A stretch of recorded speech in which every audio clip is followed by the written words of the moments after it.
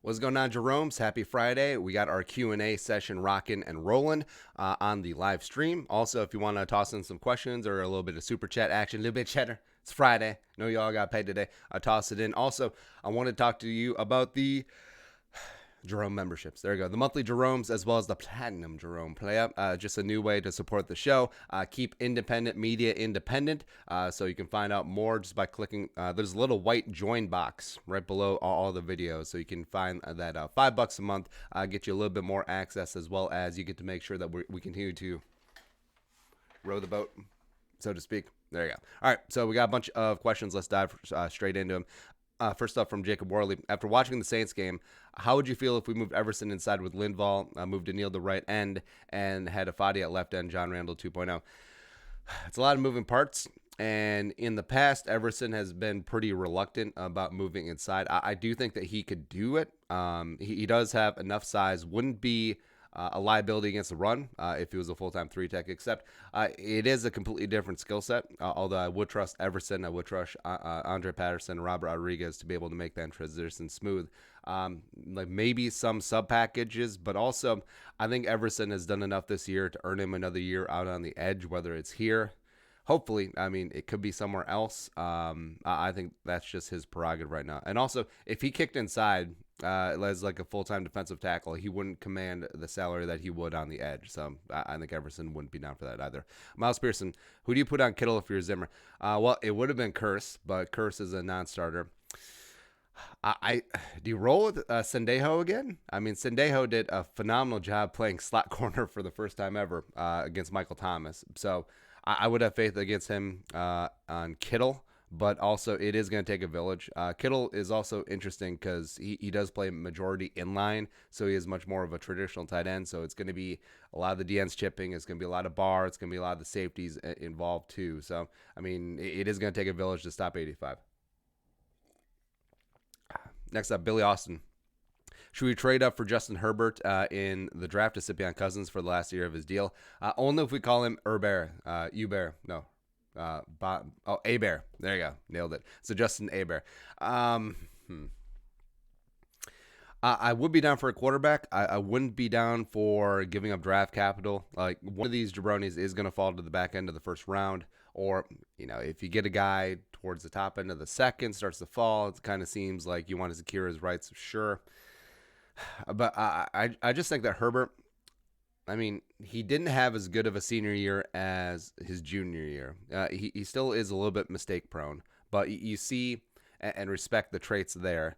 And also, he's going to be playing in the Senior Bowl because I think that's really going to help out his stock. So I actually think that he may still go top 15 because Burrows is going to go 1. Tua, I have no idea. I mean, some team medical doctors may just completely flunk him. So he may be off of some teams' boards. But as we've seen, all it takes is 1. And if he's on the board for 1 or 2 teams and they decide to pull the trigger on him, Tua could still go top 5. Or some team could trade up from top 5. Next up is... long answer, longer, meh. 9, Carson Hicks. What position should we draft in the first round? As of right now, where the Vikings are going to be sitting late in the draft, either cornerback, offensive tackle, or 3-tech, in my opinion. Minnesota Vikings, man 28. Do you think Jeromes will still play considering the lack of DBs? Oh, he's been ruled out, right? I'm not mistaken on that. Matthew S. In the past 20 years, who's your favorite? Well, I should probably confirm. Because here's what happens. Like, we'll do the videos for a day, and then, we move on. We do stuff with life. I just want to make sure that Jerome Curse actually is ruled out. Jerome Curse. So I can be, like, quasi final. Oh, no, sorry. Jerome Curse is doubtful. Didn't they get rid of doubtful in terms of injury designations, or am I smoking something? Okay. I mean, I could see him still being out because it sounds like his injury is no bueno. Matthew S. In the past 20 years, who's your favorite non-Vikings NFC North player to watch? Brian Urlacher will always be a legend to me. I always like watching Megatron. Except for when he was doing terrible things to the Vikings. Just because, like, with Megatron, you knew that you were watching a unicorn, something that was a generational talent. It was a shame that he got sick of playing for the Lions, as the Lions are wont to do, a la Barry Sanders. So his career was truncated, but I mean, easily the best or top 2 wide receiver in the league during his stretch. Like it would be him and like Fitz together during that stretch. See who else? No one for the Packers, like ever. Actually, I take that back. Well, is this 20 years ago? Kabir Bajami-Amila, KGB. Yeah, respect. He was a stud for the Packers for a hot second. Also, he still lives in Green Bay.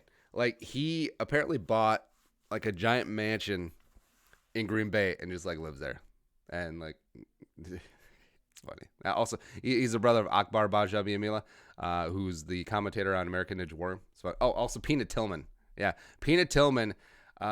Just running in, punching that ball out, which I wish all Vikings DBs would do. And now he's like an FBI agent. He is an FBI agent. Agent Tillman. Next up is Maya Despande. Do you think this offseason is the time to extend Dalvin? How we saw how valuable he is in Week 16. Running back is a weird position, though. It is a devalued position. Dalvin has certainly earned his money, and thing is, though, even though he had his bust out year, in my opinion, he was an all pro, suck at everyone else. He didn't stay healthy the full year. And that's always the biggest question with Dalvin. So I would say play it out one more year, unless he would take significantly less than top tier running back money, which I don't think he would. I just don't think he would. But this may be just like recency bias, but you look back at a number of the big running back contracts. You look at Todd Gurley and David Johnson and Le'Veon Bell, 0 for 3 there. I mean, Zeke is TBD. I think Zeke will pan out, but just the running back position is so volatile that I don't know. And I love Dalvin Cook. I want him to stay in purple for at least one more contract. Lang Vang, who will be back? Who will be good enough? Who have we reached the end of an era? Brady, Breeze, Rivers, Eli, Dalton, Flacco, Roethlisberger. All right, so I think Tom Brady could have one or two more good years, except he'll have to go to a contender, and he'll need a lot of help around him. A la when Joe Montana went to the Chiefs for a couple of years. I think if Brady went to Indianapolis, I think that would make a lot of sense. I think Breeze is done.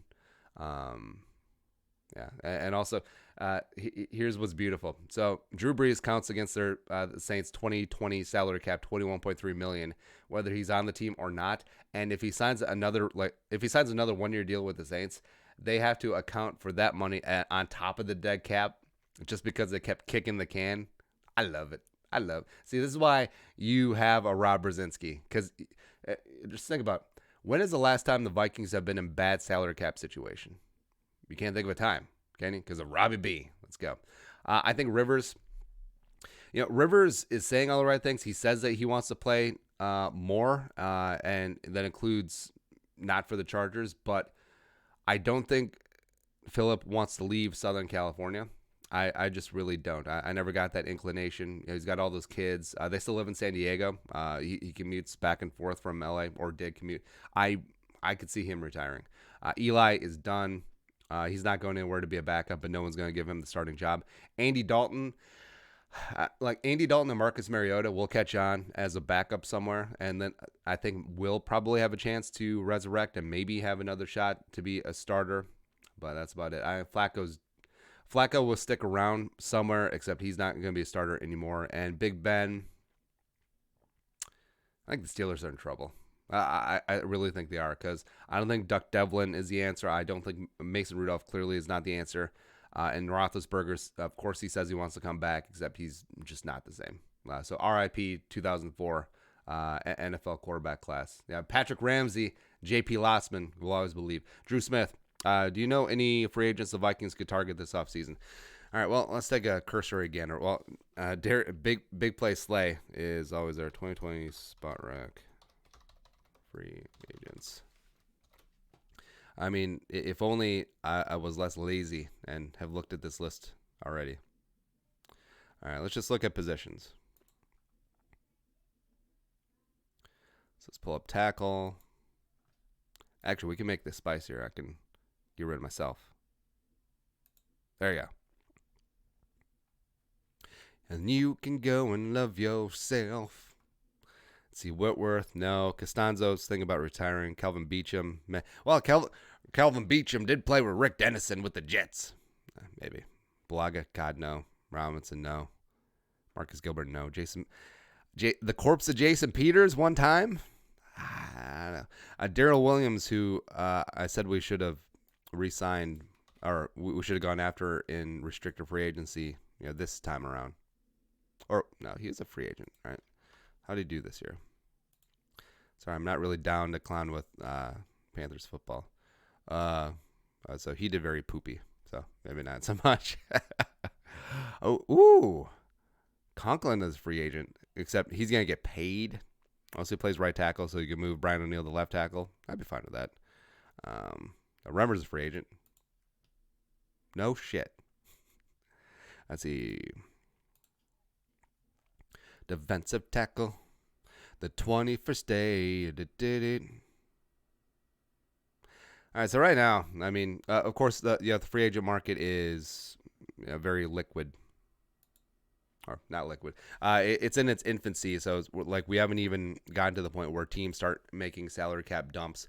So, I mean, this free agent class is going to shift around quite a bit. So, as of right now, but I'm also very relatively on free agency in general. Eric Anderson, well, because we talked about this offseason. Free agency is a tax on teams that can't draft and retain their own players. It is a tax. That's why you overpay. It's not market value. It is overpaying in free agency. It's why the Vikings had to way overpay for Kirk Cousins. Eric Anderson. Oh, except for Linval. That was a hell of a deal. Yeah, and for that we thank you. Eric Anderson. With the rise of Odemno and Weatherly, could you see Everson taking a reduced role like Brian Robinson did this last year with us? Well, Weatherly's a free agent. I don't know if the Vikings can afford to keep him. I think he's going to be signed to be a starter somewhere. Afadi's under contract for 2 more years on his 3-year futures deal that he signed last offseason, so that's fine. Everson, I think Everson has earned the right to be a starter somewhere. I really do. Where with B-Rob, I mean, B-Rob was so introspective or self-aware, and also he knew that Danielle Hunter was ready to start, and that he playing the Joker, playing the jack of all trades role on the Vikings defensive line, and also some linebacker too. Big respect to him. But with Everson, I think Everson has earned the right to be selfish isn't the word, because it's not selfish. Because he can still play at a high level. He's still an apex predator out there. He's earned the right to, God, what's the word? Well, either way, he's earned the right to still be a starter and still be paid premium dollars because I think as he showed this year, as he showed against the Saints, that he's still at the top of his game. So I don't think he's going to take a backup role anytime soon. Next up, Ethan Bonham. But I can see a spot where Everson is re-signed / restructured, and then Odenigbo sticks around, and then Weatherly is allowed to walk, and I'm fine with that. That 3-man rotation with Everson, Danielle, and Afadi. Let's go. Ethan Bonham. I'd rather play the Seahawks over the Packers. Their D-line has proved too much for ours. I say screw that noise. I mean, you play who you play in the NFC title game, but just for maximum pain and or pleasure, I want the NFC title game. I want Miami to be running through Lambeau. I want the amplified third Vikings-Packers 3. It's hard to beat a team 3 times. For all the marbles, just division rivals for the chance to go to the Super Bowl and hoist that Jerome Barty, I want it. Like in 2010, when the NFC title game was Packers at Bears, I mean, how intense was that? That was a great game to watch, even though I hated both teams. It was great. And also, that opera singer who sings the national anthem for the Bears and the Blackhawks. Love that guy. In the home of the brave. Everyone's going nuts. It's great. Next up, Josh Lampe. Who dat? We dat. Suck it. Retro Baller 28. Should we target another corner in the first round or go? Wait, was I showing the questions last week? Can I bring that up again? All right. Oh, technology. Oh, technology. All right, do I have to roll out over here? Or can I just shift the camera? No one wants to look at me anyway. There we go. You can see the top of my analogy bottle. We're good at technology and stuff. Ah, damn it. Come on. Oh, wait. I turned it the wrong way because I'm a dummy. There we go. Now we're in frame, and we don't have to do too much. All right, next up. Retro Baller 28. Should we target another corner in the first round or go after a different position like O-line? I think at the back end of the first round, to get what you get, there will be some value that certainly falls, and I think you'll be there. Obioma Fashion. Is Anthony DeBar, if Anthony DeBar was a full-time defensive end, what would be his stats? I mean, if Anthony DeBar came out of college in 2014, was allowed to develop as a full-time DN, which, I think maybe deep down, like Anthony DeBar, of course, is super grateful that Mike Zimmer helped turn him into a multi-time Pro Bowl linebacker. But you just look at the money that edge guys get paid as opposed to off-ball linebackers. Maybe he's like, man, you like the juice. I think Anthony DeBar would be a legit double-digit a year sack type of guy. I think he really would. Mr. 1, 2, 3, 4, blah, blah, blah. All you rest of the video, call him Santa Clara 69ers. Real question. Not if Danielle Hunter will break single season record, but how many times? I do think that there will be a year where Danielle Hunter gets a ton of puck luck. He always gets there with the pressures. He's number 2 in the league this year behind Zadarius Smith. And Zadarius Smith only leapfrogged Danielle because of week 16. Let's be honest, Zadarius Smith got like 20 pressures that game. But I digress. But Danielle is always putting himself in position to get lucky, and with sacks, that is the name of the game to a degree. Like there is, like we said, a bit of puck luck when it comes to racking up sacks. So I think there will be a year where he goes off Jared Allen style, Michael Strahan style, and possibly goes 23. 23 and me. Tristan Bailey. What do you think about Diggs getting sick and Thielen rolling his ankle in practice? Any word on how severe it is? Will they play? So Diggs practice, and again, this question came in a day ago. Diggs did practice. I think he'll be fine.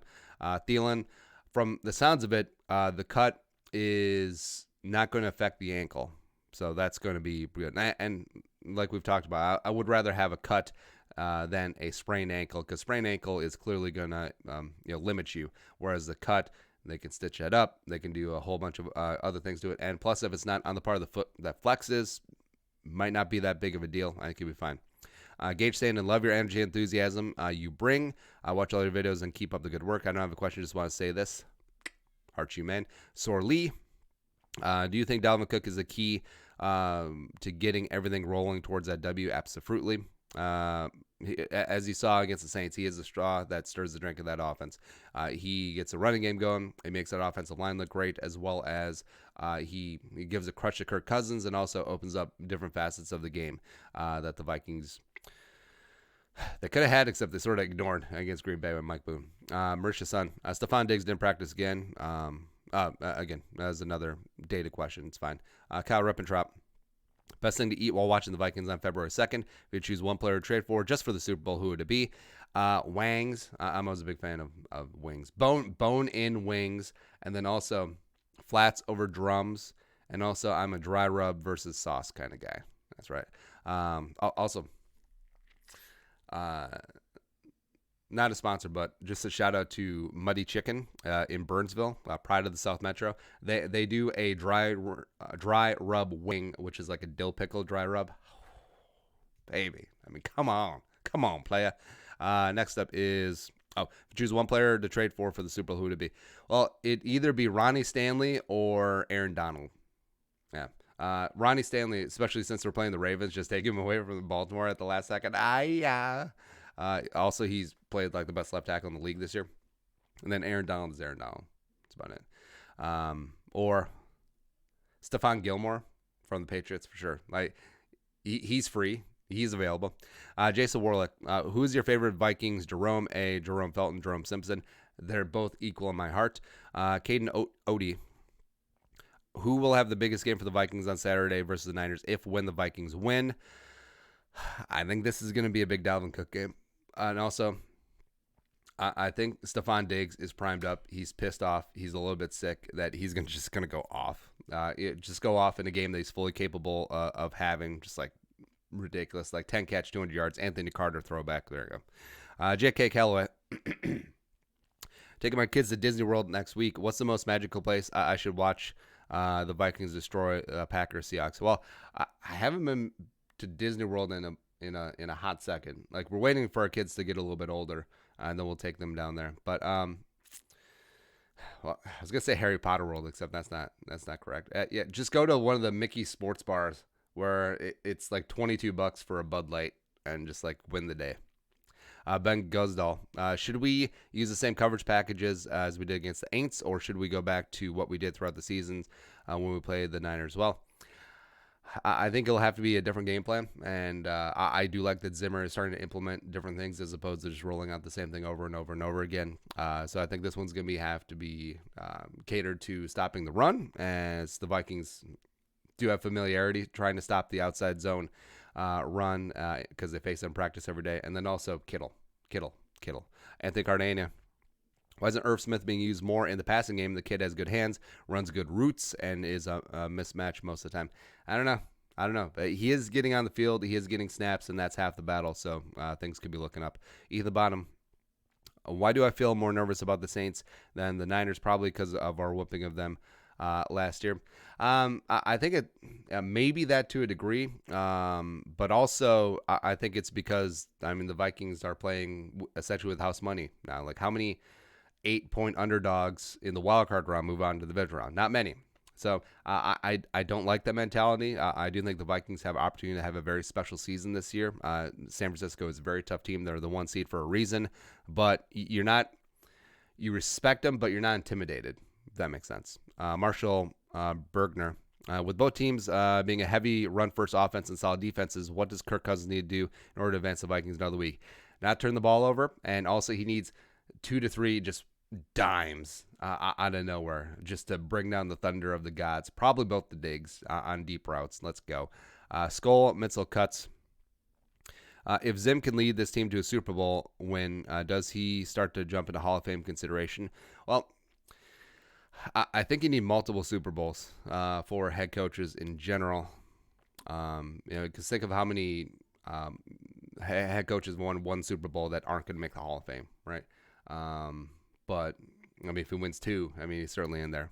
And yeah, Obiama fashion. I think Spielman should have drafted Dante Jackson instead of Mike Hughes. I still believe in the Mike Hughes pick. Fingers crossed. Yeah, but we can go revisionist history on all of the picks, whether it's succeed or not. Some for comedic value, like Treadwell over Michael Thomas, but yeah. Skull Mitzel cuts. What would be your ideal 2020 secondary look like? Holton Hill and Mike Hughes starting. Mackenzie Alexander in the slot on an extension. And then Harris and Harrison. And then a bunch of developmental cornerbacks. Or possibly Darius Big Play Slay. Moss for life. I have a monthly poker night, and I see you do well in the gamble. Any general advice for playing Texas Hold'em? Well, do I have to say no one to hold them, no one to fold them? I will say using the overbet is very underrated, especially on the river, when you can polarize your range and just like stuff it in, and either you have the nuts or you have absolute air, and I don't know, like puts the other person in a tough spot if they're not nutted in their range as well. Nutted in their range, that's what she said. Jax J Domain. All right, so say you're playing like a friendly home game, playing like 1-1, $100 buy-in or $100 buy-in game, sure, and the pot's like $40 at the end. And you built up your stack, and you're up against another guy, and then you end up making the nuts, or you have trips, or you just know the person well enough, or you understand the situation well enough, where you know that you have the best hand. Just bet it all. Just like stuff it in there. Just like 3x or 4x time pot. A lot of people, $40 in the pot, probably on the river. Their strong hands are like, oh, I'm going to bet 25 here. I'm going to get paid off. No, screw that. $200. Just see what happens. Let's see, Moss for life. I have a monthly, other one. Also, hey, thank you for being a premium monthly Jerome. There you go. J Jack's Domain. Who's your favorite Viking of all time? Random Mouse. Brady Miller. What should we take in each round of the draft? Well, it's too specific of a question, but I will say general positions. Tackle, 3-tech, cornerback, quarterback, interior offensive lineman, linebacker, relatively in that order. David Medina, feeling mighty fine, damn straight. Sox Lee or Sorley. What strategy, i.e., do you think Zimmer will try and pull off this time against the Niners? Kittle, assault Kittle, all those things to Kittle. Aklin 14. If Gronklin isn't good to go Saturday, who do you think will fill his role? Do the Vikings have another tight end on the roster?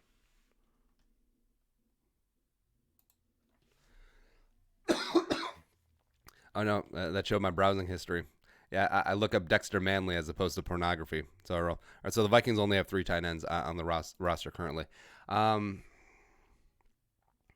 little tough. Maybe they go 6 offensive linemen. Maybe they go heavy package. Maybe they kick Rashad Hill or Oli Udo in there. Or, C.J. Ham could certainly fill in some of those tight end snaps as well.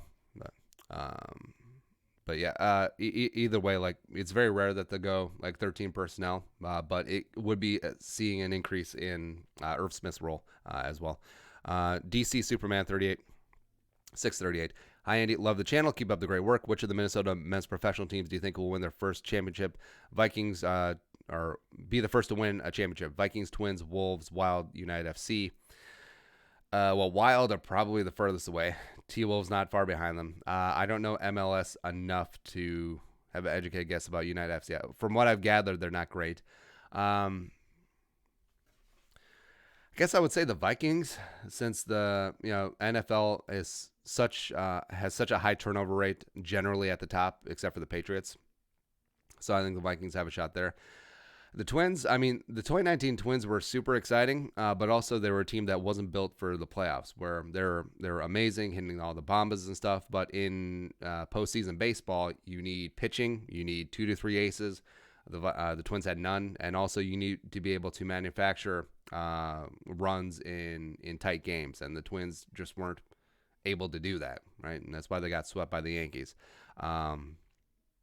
And also they didn't really address pitching in offseason. So, I mean, Twins could be a fun, flashy regular season team. They sort of remind me of the early Peyton Manning Colts, where they would just rip through the regular season and then just get trashed right away in the playoffs. That's what the Twins are right now. Hans Foldy. Do you think Griffin and Hunter can get pressure on Jimmy G? Crap, yeah. Shit, yeah. If yes, how many sacks can they get? 4. Greetings from Germany. Guten Tag. All right. So in college, I knew a friend and she knew German, and she taught me the phrase "erklide." Now, she says that it means "I love you," except I'm pretty sure it's either something extremely racist or it's a swear word. So maybe I shouldn't have said whatever. LJ Sneets. Damn it, now I gotta look now. How to say "I love you" in German. See, this is the high quality kind. Aha! She did not lead me astray. Ich liebe dich. There you go. I'm a genius.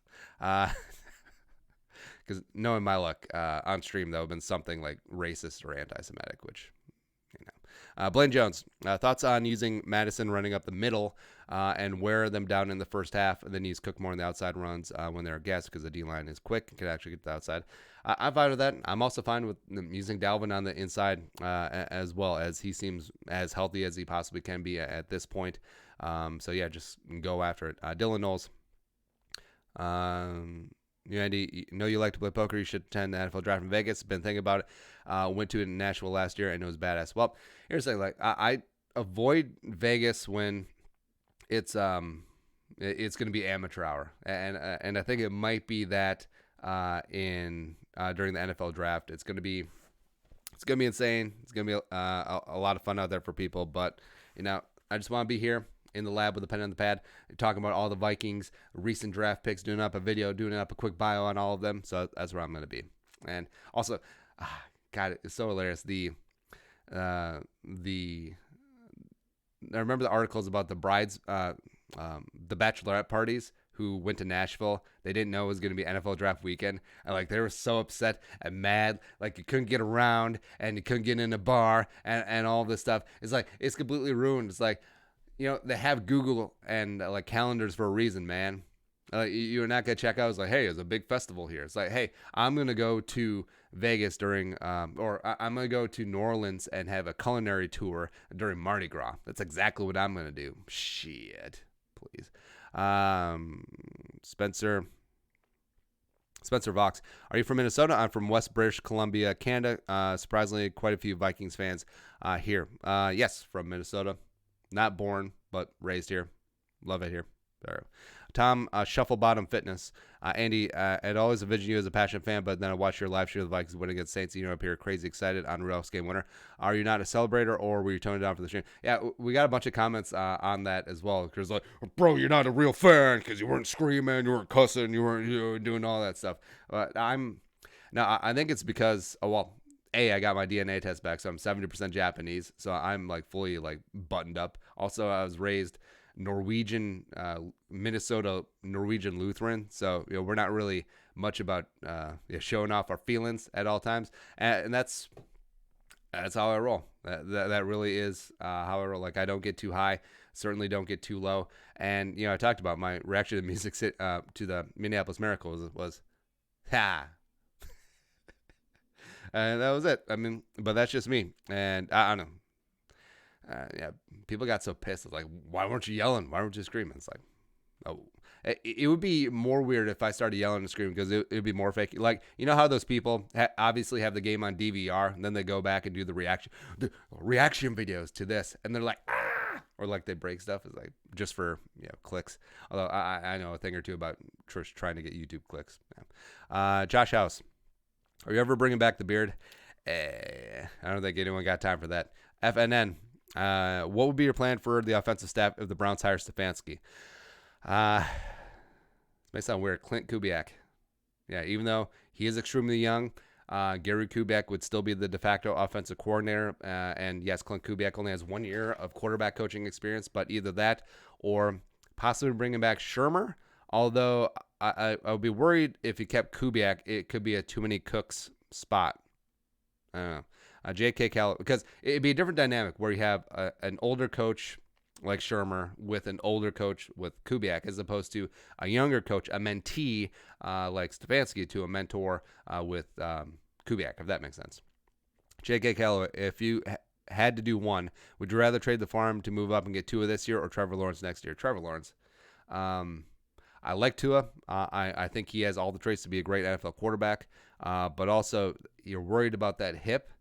And also I think Trevor Lawrence is a little bit more, I would say it's a sure thing because there's never a sure thing, but he certainly has more of a track record of high-end play. Oh, no, I take that back. Tua has a track record too. I was thinking more Joe Burrow versus Trevor Lawrence, where Joe Burrow has this one amazing out-of-nowhere year with LSU, where Trevor Lawrence, by then will have done it 3 years in a row. All right, next up is Torrey Hansen. If you could choose any player in the upcoming draft, who would it be? I'd take Andrew Thomas, but I think we're going to be out of range for that. Blake Kettler. What's your pick for the team from the AFC to go to the Super Bowl? Ravens, Ride the Lightning, or Master of Puppets? Master of Puppets, I think, is one of the greatest albums of all time. RN, it's close. Yeah. RN, could you explain some of the difference between cover 2, cover 4, etc.? Well, all right. So when you hear about cover 1, cover 2, cover 0, cover 2, all that stuff, it's basically if they're playing zone on the back end, and then it depends on how many defenders are back there, and then they split it up. So if you're playing cover 2, you have 2 safeties, and they cover each the deep half of the field. If you have cover 3, which Seattle plays a lot, San Francisco plays a lot now with Richard Sherman, you have the 2 cornerbacks and you have one of the safeties. And then they split the deep responsibilities of the field into thirds. And cover 4, and you got 2 cornerbacks, or you got 2 safeties, or you got 1 cornerback and 3 safeties, whatever you want to do. Or even if they're a nickel, so sometimes it's 3 corners, 1 safety, one safety comes up. Then they just divvy up those responsibilities. And then you play zone underneath, you can play man underneath, or so you say cover 1. And that's when there's a single high safety playing zone. So he's basically trying to cover the entire back end of the field, and that's going to come with playing man-to-man underneath. Or also you could go cover 0, which happens if you're in a blitz. And then you generally manned up across the board because it would be kind of dumb to play zone underneath and play cover 0. But I'm sure we've seen it before. And, that's when you're just raw dogging it. Like, you have no protection. 3, Wolfpack. The Wolfpack. If we win in San Francisco, do you think they can go all the way? Yes. Superstar, do you listen to any national media during the week before a Vikings game? If so, who? I really don't anymore. I do consume a lot of like podcasts and stuff, but it's all stuff that has nothing to do with football because I stay abreast of what's going on in the league, what some of the prevailing narratives are, but I never want to be bogged down in what other person's narratives are or what else. I never want to consciously or unconsciously try and steal an idea or just be like, oh, this is, because I like all of our content to be genuine and from our own oversized gut, but podcasts, I listen to Dan Carlin's Hardcore History. I listen to Rogan a lot. I listen to a couple various political podcasts, both sides of the aisle. Don't at me. Sorry, just like a full encompassing picture. Well, listen to Jocko podcast, of course. Then listen to a ton of podcasts. Listen to a lot of audiobooks. Got Ethan Johansson, $5 in the super chat. If we win the Super Bowl this year, should we tank for Trevor Lawrence next year? Probably not. Probably not. Go for 2. Yeah, it's cooler than 1 Jerome Barty, 2 Jerome Bardys. Yeah. All right, next up is Travis. What are the Niners' biggest strength and biggest weakness against the Vikings, in your opinion? So, biggest strength, I think, is going to be their defensive front 7, especially since they're getting D Ford back. So, if they can ugly things up front against the Vikings offensive line, it could be a long day for the Purple. I think their biggest weakness is the quarterback opposite of Richard Sherman. So, Kelly Witherspoon is bad. Yes, and he could be a field day. And also, since Sherman is a stationary target out there on the field, it's like, just don't go to the right. That's it. Next up, Ben Wagner. Do you truly think BC is the Vikings wide receiver 3 of the future? Seems a bit slow compared to most slot receivers. Well, he doesn't play a lot in the slot. He actually has fine speed, and I feel like we're putting too much on his plate already. Like, he's a rookie 7th round pick, and he had 3 touchdowns this year, so he's already way ahead of the curve. I think another year or 2 in the system, I think he's really going to boom and develop really well here. Because also, you think of where Stephon Diggs was after his rookie year as a 5th round pick, so meh. Then you look, but you saw the flashes, and you look where Thielen was his first year, wasn't even on the team. So BC Johnson is already ahead of both of them. So Blaine Jones. What is going to be your food of choice for the game? And do you think the Vikings will come out slow after a short week and playing on the road? Food, I haven't really decided. Maybe some wings. I always love wings. And come out slow after a short week. They actually said that the short week focus them is actually kind of a good thing because it is a short week. They do have to travel to the West Coast, but also the condensed time frame. Like, they're practicing on Tuesday already after a Sunday game. Could help cope with the emotional hangover. I mean, you have a big time win on the road right the last second, and the fact that you have to get right back to work and focus, I think that actually could be a benefit. T-Reg, if we beat the Niners, are we guaranteed a 5th Super Bowl appearance? Right? Guaranteed? No, but definitely like your chances. You got Uncle Mo, and then you also wouldn't be too scared playing at Green Bay and or Seattle. Jack Rose.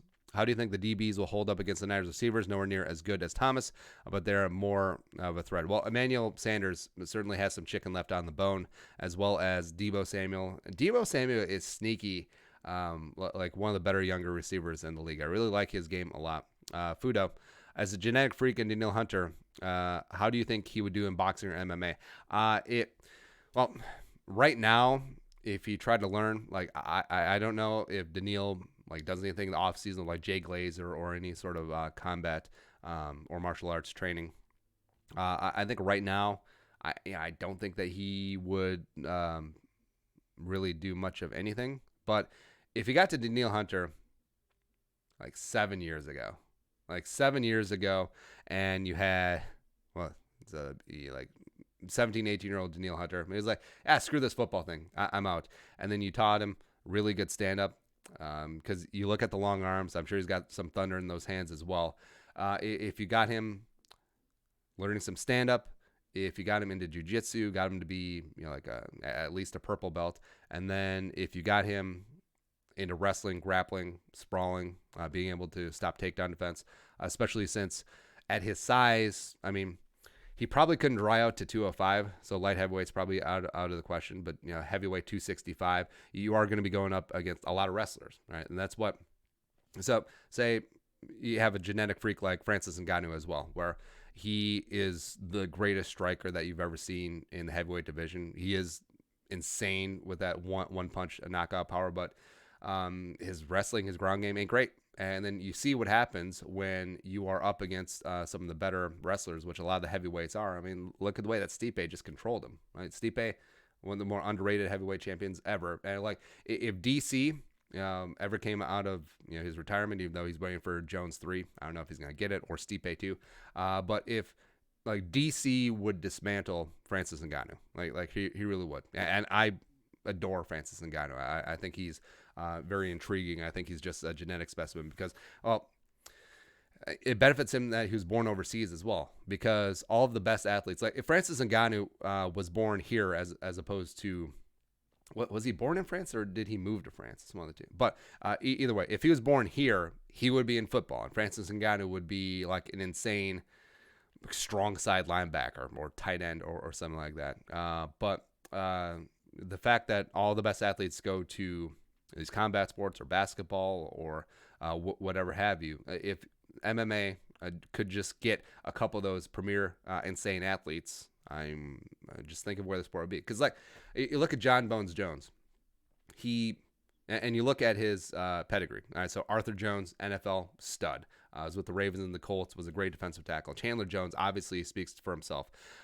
John Jones, if you look at him, he's like the runt of the litter for the Jones family, and he's the greatest MMA fighter of all time.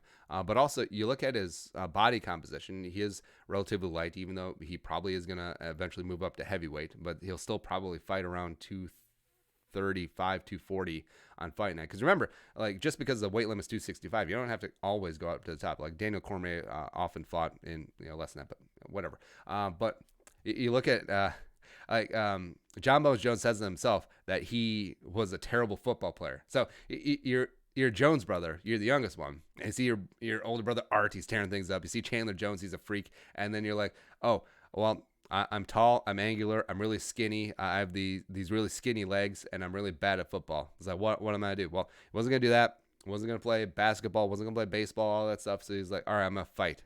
And he's perfectly tailored for fighting. So just imagine if a guy like Daniil Hunter had said screw football and then got into fighting. But what was the original question? Oh, Daniil Hunter, how would you do a boxing? JD Mack. Your thoughts on cleaning house in the cornerback room? Let Waynes, Xavier, Mike, McKenzie all go and bring in guys like no. Cutting Xavier for sure. Clear up cap space. Let Waynes walk. Take that $9 million and change off the books. You're selling the rookie deal with Mike. You're resigning Mackenzie Alexander. He's still one of the best slot cornerbacks in the league. Plus, I think him relatively cheap. But yeah, bringing in a free agent. And then also trying to hit it hard at least day 1, day 2 in the draft. Sure. Steve Vold, would you cut off your pinky finger for a guaranteed Viking Super Bowl victory? Well, the full finger or just like the Ronnie Lott part? Because, Ronnie Lott, remember, everyone thinks like he cut off his full pinky. No, it's like it's the tip. Like it's way more manly and badass than I would ever do, but also it's just a tip. So I would cut off I would go Ronnie Lott on the pinky for a guaranteed Super Bowl win. And also everyone thank me. Also kick something in the Venmo. Brandon Nance, who in the secondary do you think should we attack the most on Saturday? Witherspoon.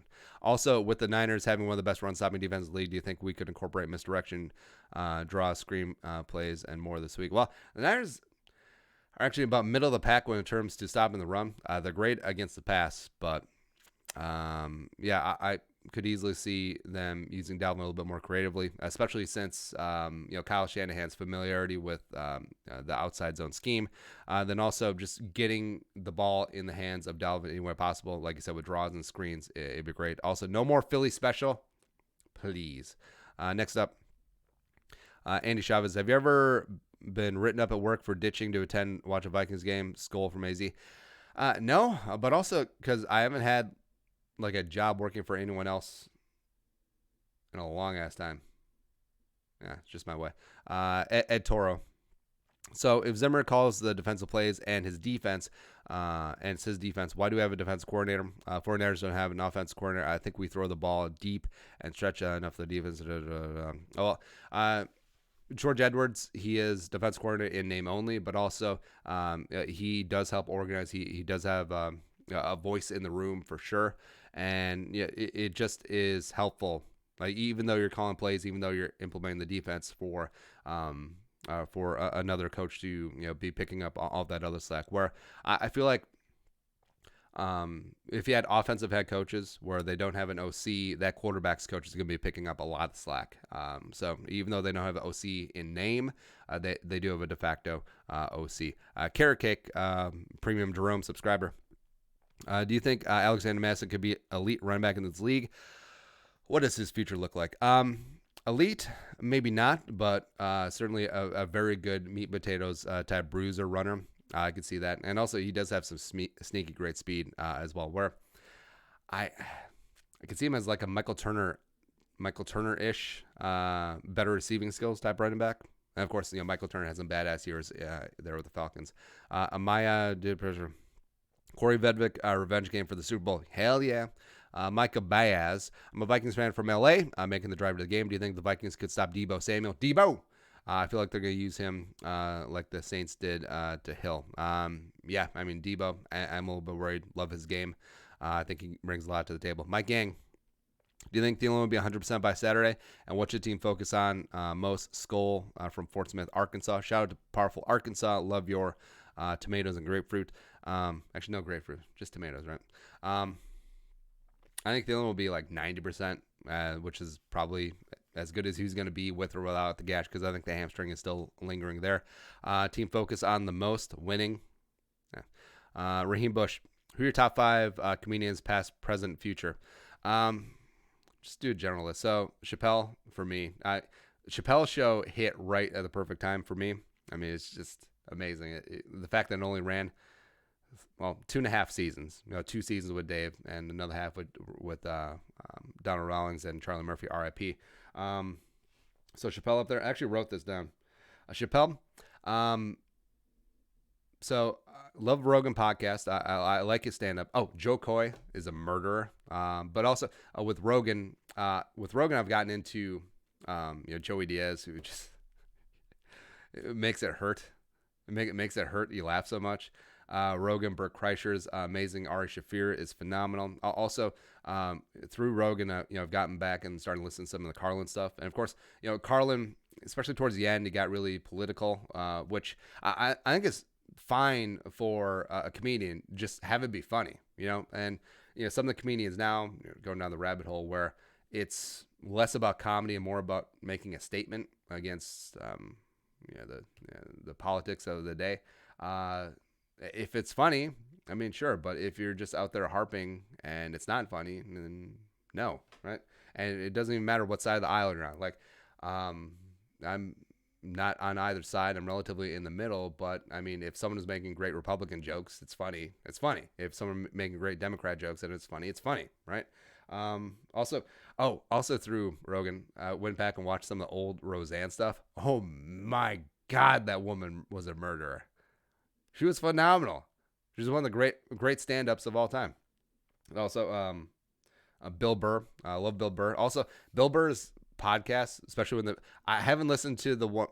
Actually, after the Patriots lost, I'm sure Burr has some thoughts on it. I don't know if he's got one out yet, but I can't wait to listen to that. Also, Anthony Jeselnik, where Anthony Jeselnik, Greg Giraldo, R.I.P., where if it's just completely like sick, twisted, they went there. I mean, I love that. Also, the Pride of St. Paul, Mitch Hedberg, another RIP. Just a complete non sequitur king of all time. One-liners, just great. Also, if you ever get a chance to see Jay Leno, where Leno doesn't have any specials because Leno refuses to do specials because he's like, well, then I'd have to get a new act, and he's been doing the same act for like whatever because he gets paid to do that act.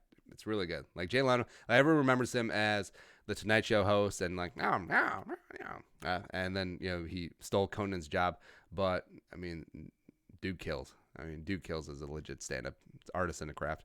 Tom Poppet. There's so many. There's so many. Good question. CG. We're still streaming, right? CGMI Purvis. After we destroy the fraudy Niners, who do we play, Packers or Hawks? Who'd you rather play, Packers or Hawks? Bring it on, Packers. Over-under, touchdown pass for good Kirk the rest of the playoffs at 9.